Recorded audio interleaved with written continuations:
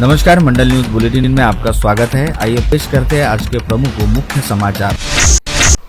बम्बई उच्च न्यायालय की नागपुर खंडपीठ ने बरसों से लटके चित्रा चौक पठान चौक के 1.25 किमी फ्लाईओवर का काम आगामी 30 दिसंबर तक हर हाल में पूर्ण करने के निर्देश आज लोक निर्माण विभाग के प्रधान सचिव और मुख्य कार्यकारी अभियंता को दिए। प्रत्येक माह कार्य की प्रगति रिपोर्ट शपथ पत्र के साथ कोर्ट में प्रस्तुत करने कहा गया। उसी प्रकार अमरावती के कलेक्टर, कमिश्नर, पुलिस आयुक्त को उड़ान पुल निर्माण में आने वाली प्रत्येक बाधा को दूर करने और वक्त जरूरत के हिसाब से संपूर्ण सहयोग करने कहा है। यह जानकारी आज दोपहर विधि सूत्रों ने अमरावती मंडल को दी और बताया कि न्यायमूर्ति नितिन सांबरे और न्यायमूर्ति देशमुख की खंडपीठ के सम्मुख उपस्थित रहने वाले प्रधान सचिव लोनिवी को 1 लाख रुपए कॉस्ट जमा कराने कहा है। अमरावती के पूर्व पालक मंत्री डॉक्टर देशमुख द्वारा अपने वकील एडवोकेट शाहू चिखले के माध्यम से दायर जनहित याचिका पर लगातार दूसरे दिन खंडपीठ ने सुनवाई की। खंडपीठ के सामने अमरावती लोनिवी के मुख्य कार्यकारी अभियंता हाजिर हुए। उन्होंने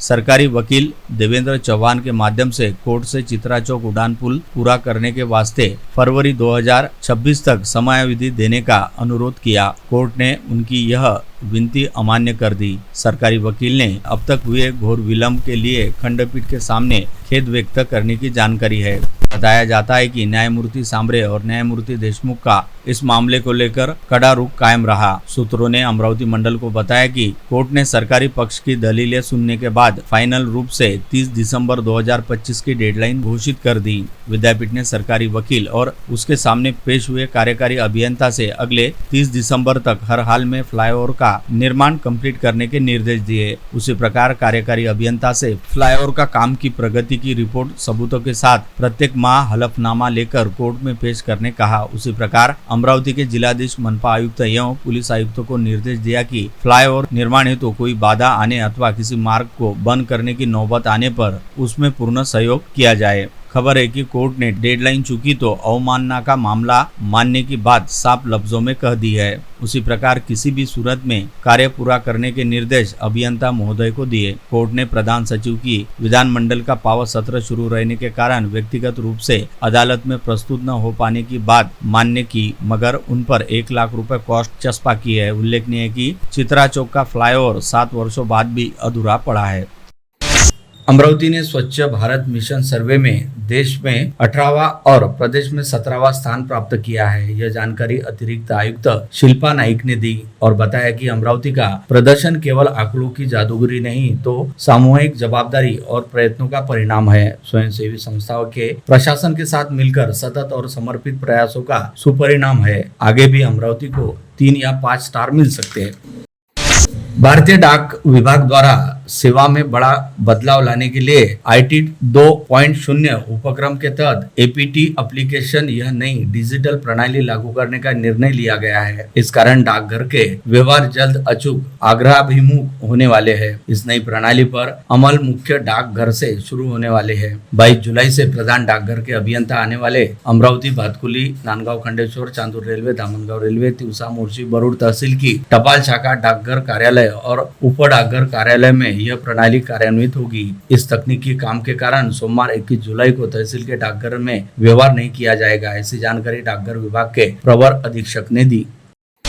राज्य के राजस्व मंत्री व अमरावती के जिला पालक मंत्री चंद्रशेखर बावनकुले की पहल पर और उनके आदेशानुसार अमरावती जिले के किसानों हेतु खरीफ सीजन के लिए यूरिया व DAP इन रासायनिक खादों के रिजर्व स्टॉक को ओपन यानी खुला कर दिया गया है। बता दें कि पालक मंत्री के निर्देश पर जिलाधिकारी आशीष शेरेकर ने विगत दिनों ही चिखलदरा व धार्मिक क्षेत्र में यूरिया व DAP खाद की मांग के संदर्भ में बैठक ली थी, जिसके बाद DAP व यूरिया खाद बड़े पैमाने पर उपलब्ध करने का निर्णय लिया गया। खरीफ सीजन के लिए यूरिया के स्टॉक को रिजर्व रखने हेतु the Vidarbha cooperative marketing federation limited Nagpur तथा अमरावती कृषि उद्योग महामंडल को नोडल एजेंसी के तौर पर नियुक्त किया गया है, जिसके द्वारा अमरावती जिले में 1860.605 मैट्रिक टन यूरिया तथा 808.45 मैट्रिक टन DAP का स्टॉक संरक्षित किया गया है। अमरावती की विधायक सुलभा खोड़के ने आज सदन में शासकीय चिकित्सा महाविद्यालय की जगह कोंडेश्वर रोड के आदिलाबाद की बजाय नागपुर रोड के कृषि विद्यापीठ की जगह पर करने का पुरजोर अनुरोध राज्य सरकार से किया। खोड़के ने सदन में कहा कि वर्तमान में चुनी गई जीएमसी की जगह शहर से 12 किलोमीटर दूर और सामान्य लोगों की पहुंच से दूर है। इससे पहले उच्च सदन में संजय खोड़के ने भी जीएमसी की जगह बदलने का अनुरोध राज्य सरकार से वे कर चुके हैं। गुरुकुंज मोजरी विकास प्रारूप का काफी फंड खर्च होने के बावजूद आज भी भवन दयनीय अवस्था में होने और तत्कालीन लोक प्रतिनिधि के निजी स्वार्थ के कारण यह भवन गुरुदेव सेवा मंडल को हस्तांतरित नहीं किया जाने का आरोप कर तिवसा के विधायक राजेश वानखेड़े ने सदन में ध्यानाकर्षण किया, जिसका उत्तर देते हुए उप मुख्यमंत्री अजित पवार ने अगले सप्ताह ही बैठक आहूत कर उचित निर्देश देने का वादा किया। युवा सेना जिला प्रमुख राम पाटिल द्वारा प्रदेश के शिक्षा मंत्री दादा भुसे को निजी शालाओं की बढ़ती फीस पर लगाम लगाने की विनती को मंत्री महोदय ने मान्य किया। बुधवार को विधानमंडल में इस बारे में महत्वपूर्ण घोषणा की है, जिसका जिला युवा सेना प्रमुख राम पाटिल सहित पदाधिकारियों ने स्वागत किया है। मंत्री महोदय ने सदन में कहा कि निजी शालाएं भी सरकार की गाइडलाइंस पर ही शुल्क लेगी। चिखलदरा के विविध पर्यटन स्थलों को भेंट देने के लिए मानसून के इस मौसम में शनिवार और रविवार को विदर्भ के पर्यटकों की रिकॉर्ड तोड़ भीड़ उमड़ रही है। पर्यटकों की भीड़ को देखते हुए विदर्भ के इस नंदनवन में वाहनों की पार्किंग का अभाव रहने से पुलिस को यातायात अबाधित रखने के लिए काफी पसीना बहाना पड़ रहा है। फिर भी यातायात में दुविधा होने से पालक मंत्री चंद्रशेखर बावनकुले ने इसे गंभीरता से लेकर जिला प्रशासन को नियोजन करने की सूचना दी है। साथ ही खाद्य पदार्थों की MRP से अधिक दामों में बिक्री करने वालों पर कार्यवाही करने की चेतावनी उन्होंने दी। किसान कर्ज माफी की मांग को लेकर लगातार आंदोलन करने के साथ ही आगामी 24 जुलाई को महाराष्ट्र बंद एवं चक्का जाम आंदोलन की घोषणा करने वाले प्रहार जनशक्ति पार्टी के मुखिया व पूर्व मंत्री बच्चू कडू के आंदोलन को अब अलग अलग स्तर से समर्थन मिलना शुरू हो गया है, जिसके तहत जहां अहमदनगर दक्षिण निर्वाचन क्षेत्र के सांसद नीलेश ध्यानेश्वर लंके ने बच्चू कडू के नाम पत्र जारी करते हुए 24 जुलाई को होने वाले चक्का जाम आंदोलन को खुला समर्थन देने की घोषणा की है। वही अखिल भारतीय बलिराजा संगठन, शेतकरी संगठन व ऑल इंडिया पैंथर सेना ने भी आगामी 24 जुलाई को किसान कर्ज माफी के मुद्दे को लेकर प्रहार पार्टी के मुखिया व पूर्व मंत्री बच्चू कडू द्वारा किए जाने वाले महाराष्ट्र बंद व चक्का जाम आंदोलन को समर्थन देने की घोषणा की है। जिला मध्यवर्ती सहकारी बैंक द्वारा विभागीय सहनिबंधक को जांच के लिए लगने वाले कागज पत्र न दिए जाने से इस विभाग की तरफ से बैंक को जुर्माना वसूल करने बाबत नोटिस दी गई थी। इसके विरोध में बैंक के अध्यक्ष बच्चू कडू ने उच्च न्यायालय में गुहार लगाई। इस पर 15 जुलाई को सुनवाई पूरी हुई, लेकिन कोई फैसला नहीं होने पर आगे की सुनवाई 23 जुलाई को होने वाली है। अमरावती और वर्धा जिले की सीमा पर स्थित निम्न वर्धा प्रकल्प के 31 में से 3 दरवाजे गुरुवार 17 जुलाई को दोपहर 2 बजे 10 सेमी खोलकर 26.65 घन मीटर प्रति सेकंड की रफ्तार से वर्धा नदी में पानी छोड़ा जा रहा है। मेलघाट में 2 दिनों से लगातार घनघोर वर्षा हो रही है, जिसके कारण नदी नाले उफान पर आ गए हैं। खासकर सिपना नदी में बाढ़ आ जाने से तटीय भागों को सावधान रहने का इशारा दिया गया है। उसी प्रकार सेमाडो वन परिक्षेत्र ने यहाँ आने वाले सैलानियों को होशियार किया है, लगातार सतर्क रहने कहा है। गुरुवार सुबह तक बाढ़ का जोर कायम रहने की जानकारी देते हुए दोपहर में बताया गया कि बारिश रुकने से उफान थोड़ा कम हुआ है। अमरावती शहर में दिनों दिन बढ़ती यातायात की समस्या, फेरी वालों का अनधिकृत अतिक्रमण तथा वाहनों की पार्किंग के लिए जगह की समस्या आदि बातों को लेकर ठोस उपाय योजना करने हेतु मनपा की नवनियुक्त आयुक्त और प्रशासक सौम्या शर्मा चांडक द्वारा बेहद गतिमान ढंग से काम करने के साथ साथ ठोस कदम भी उठाए जा रहे हैं। इन सभी समस्याओं पर प्रभावी उपाय करने हेतु आयुक्त सौम्या शर्मा की अध्यक्षता के तहत हाल ही में शहर फेरीवाला समिति की एक महत्वपूर्ण बैठक बुलाई गई, जिसमें शहर यातायात पुलिस, अतिक्रमण नियंत्रण शाखा, व औषधि प्रशासन, सार्वजनिक लोक निर्माण तथा मनपा के विविध विभागों के अधिकारियों की उपस्थिति रही। इस बैठक में अमरावती शहर की सभी प्रमुख समस्याओं को लेकर विस्तृत चर्चा करने के साथ साथ आयुक्त सौम्या शर्मा ने सभी अधिकारियों को जमीनी स्तर पर उतरकर काम करने के निर्देश दिए। 2 रोज पहले विधानमंडल से पारित राज्य के नए जन सुरक्षा कानूनों कांग्रेस ने आज राज्यव्यापी प्रदर्शन और निवेदन देकर विरोध किया। अमरावती जिले में भी जिलाधिकारी कार्यालय पर कांग्रेस नेता कार्यकर्ता बड़ी संख्या में पहुंचे। कलेक्टर को निवेदन दिया गया, जिसमें नए कानून को अभिव्यक्ति स्वतंत्रता पर बंधनकारक और लोगों का आंदोलन का अधिकार छीनने वाला बताया। उसी प्रकार यह भी आरोप लगाया कि यह लोकशाही व्यवस्था के मूलभूत सिद्धांतों के विरोध में है। कांग्रेस ने कहा कि इस कानून में संविधान विरोधी प्रावधान है है। सामान्य लोगों के अधिकारों को छीनने वाला एवं हुकुमशाही लाने वाला कानून रद्द करने की सीधी साफ मांग कांग्रेस ने की। सांसद बलवंत वानखड़े, पूर्व विधायक यशोमती ठाकुर, पूर्व विधायक डॉक्टर सुनील देशमुख, शहर अध्यक्ष बबलू शेखावत के नेतृत्व में निवेदन दिया गया। नहीं चलेगी, नहीं चलेगी, तानाशाही नहीं चलेगी, नहीं चलेगी, नहीं चलेगी, तानाशाही नहीं चलेगी। जन सुरक्षा कायदा रद्द करा, रद्द करा, रद्द करा, रद्द करा, रद्द करा, रद्द करा, रद्द करा।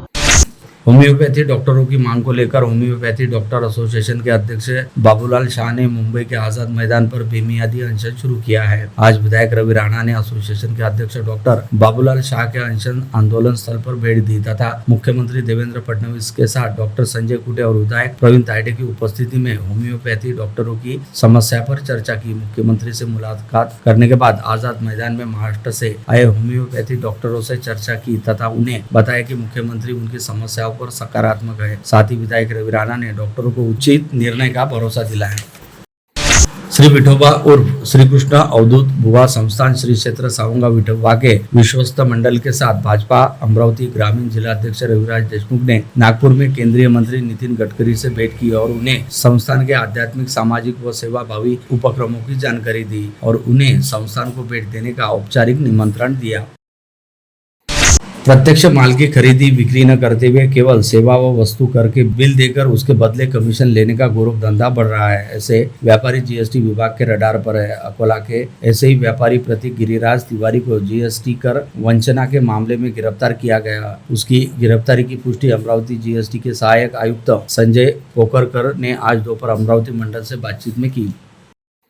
स्थानीय निकायों के चुनाव कार्यक्रम की घोषणा अगले माह होनी है। ऐसे में राज्य चुनाव आयोग के पास पंजीकृत राजनीतिक दल के रूप में आवेदन की झड़ी लगी है। फिलहाल राज्य में 423 पंजीकृत राजनीतिक पार्टियां हैं, जिसमें 160 दलों में आघाड़ी शब्द है तो 40 दलों के नाम में सेना शब्द रहने की जानकारी देते हुए अधिकारियों ने बताया कि गत 6 माह में 12 नए दलों ने पंजीयन करवाया है। वही कुछ पुराने पंजीकृत दलों ने भी अपने आवेदन का नवीनीकरण शर्त और नियमों को पूर्ण करवा लिया है।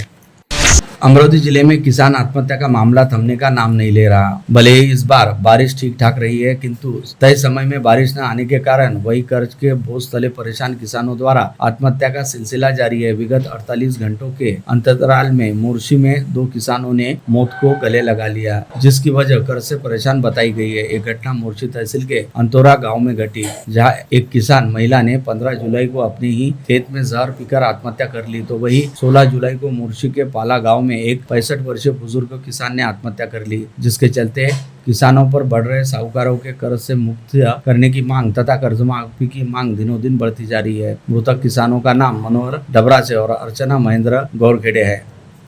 परतवाड़ा शहर के ओम साई मोबाइल शॉप में सेन लगाकर 68,000 रुपए मूल्य के 8 एंड्रॉइड मोबाइल चुराने वाले शातिर चोर को परतवाड़ा पुलिस के दल ने गिरफ्तार करने में सफलता प्राप्त की। पुलिस आरोपी से चोरी के सभी 8 मोबाइल जब्त किए। गिरफ्तार आरोपी का नाम परतवाड़ा के कैकाडीपुरा निवासी मयूर नारायण सोमदिया है।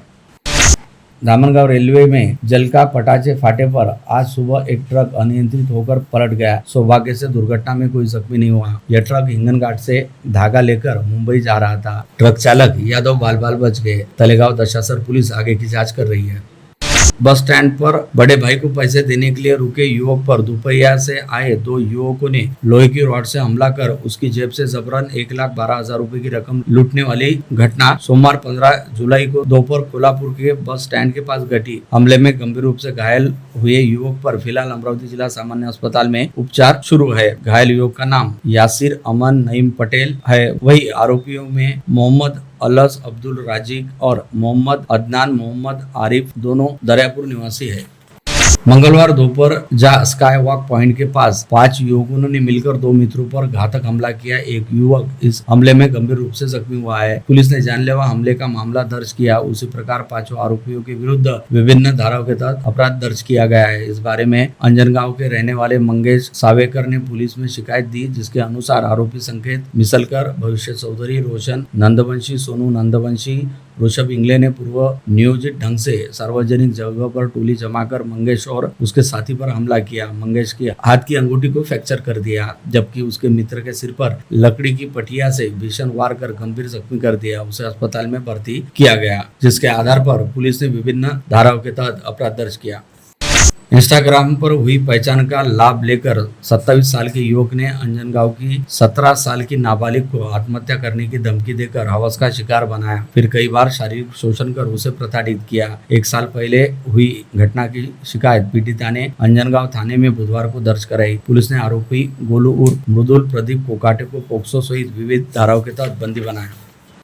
बुधवार 16 जुलाई की रात करीब 10:15 बजे के दौरान बलगांव में एक युवक पीढ़ी नदी पर निर्मित पुल पर से 80 से 90 फुट नीचे खाई में गिर गया। इस हादसे में युवक गंभीर रूप से घायल हो गया। लोक निर्माण विभाग द्वारा पुल का निर्माण कार्य करने के पश्चात रेलिंग, रिफ्लेक्टर अथवा सूचना फलक न लगाने से रात के अंधेरे में युवक का हादसा हुआ।